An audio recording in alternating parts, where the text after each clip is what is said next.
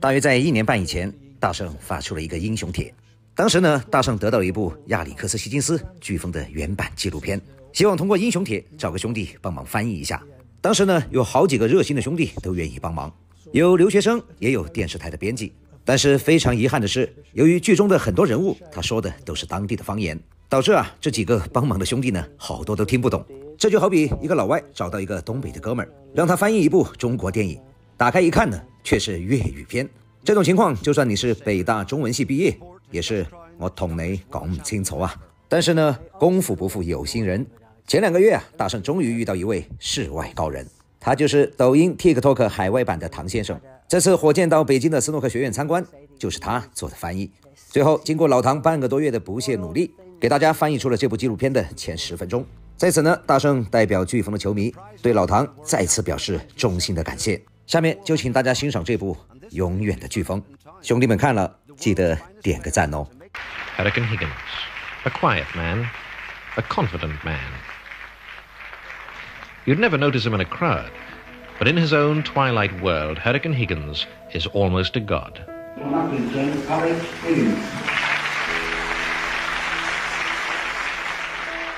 He sent shockwaves through the snooker world that something new had arrived on the scene that was quite unusual. He just loved to play.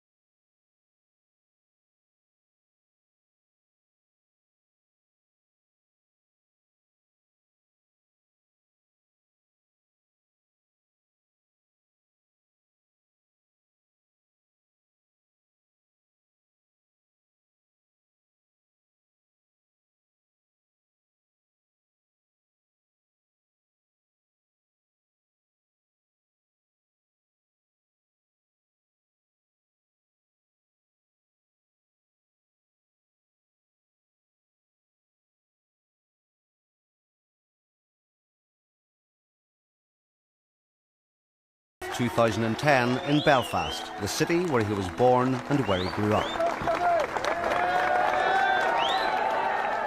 Snooker came to pay its respects to the man who had blown a wind of revolution through their sport.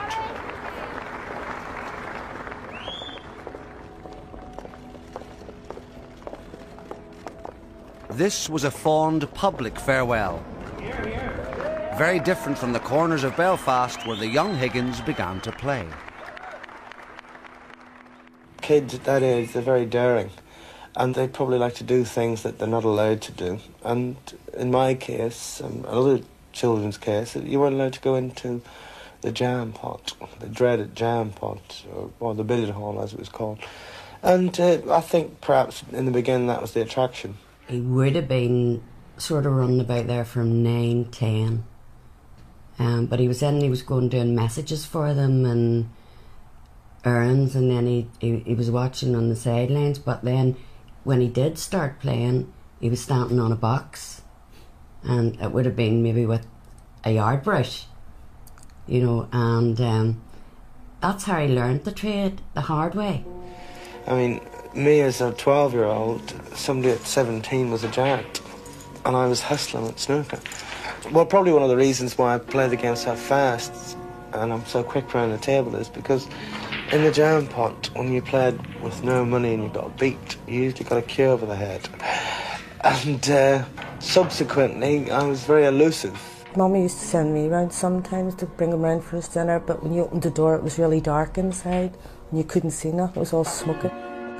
You just heard balls popping, and that was it really. So it was. Because when you went, he said, "Is our Sandy there? Mummy says he's to come home." "No, he's not here." But we knew he was there, like. As soon as school was finished, I would play a solid 4 hours. I mean, my sister used to come up to the snooker club and pull me out and say, "Your tea's ready, you've got to go down and have your tea." But I'd gulp my tea down and I'd be back up to play again. My mother was orphaned when she was 11, and she always taught us to be there for one another. We didn't have much in them days now, but you always got your good dinner. Actually, well, it was our school dinner money we used to spend. Instead of dinners, we had a Mars bar and a Coca-Cola and a game of snooker. And if you had sixpence left, you'd play for a tenner a game. Snooker had a rival. Alex shared his father's love of horse racing and a flutter. My father liked to bet, so he got into maybe going down to betting for my father, and he just loved horses in general. You know, he thought they were wonderful beasts. His reading, he would have read about horses, and that's when he decided that he wanted to be a jockey. And he went away when he was 15 for to be a jockey. Never on the ball, he was never doing what he should be doing at the right time and in the right place. He seemed to find it very difficult to focus his energies onto the things that we thought he should be doing. They can't ride to start with, so they are supposed to work, clean the yard up. And every time you came back in, there was never a sign of a broom or a rake, and he was normally over at the bookmaker's office. He was just 15, but he wasn't going to be told what to do. He was done with riding. He went back to Belfast, back to snooker. If I had any money, I would go to the hotbeds of snooker, so to speak. I'd go to the Crown on the Shankill Road. I'd go to places in the Falls Road. I'd go to the Shaftesbury, the Oxford and North. All these clubs where all the reputed and notable players used to play, and I used to go and lose my money, but it was like serving an apprenticeship. You know, he'd come from a very poor working class area, a very tough area in Belfast. He'd paid his dues, if you like, in the billiard halls, which is a bit like an old-time comedian doing the working men's clubs before he goes to the Palladium. But he was hardened to that.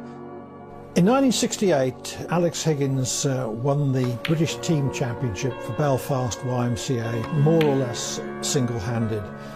And he played so well, so brilliantly, that a few enthusiasts fixed him up with exhibitions. I'd won the British Junior Billiards Championship. I'd been living in England for a year, and my club brought me back to Cull Island, and they brought Alex Higgins down from Belfast to play an exhibition in Gervin's club here. I was very nervous, and Alex arrived in the club. We were both 18 at the time, and we were out in the sticks here, and I thought, this is a cocky little fella coming from Belfast here. I wonder how good he is. And then when Alex started playing, I'd never seen anybody play the game quite like this. You could call that the look of the Irish.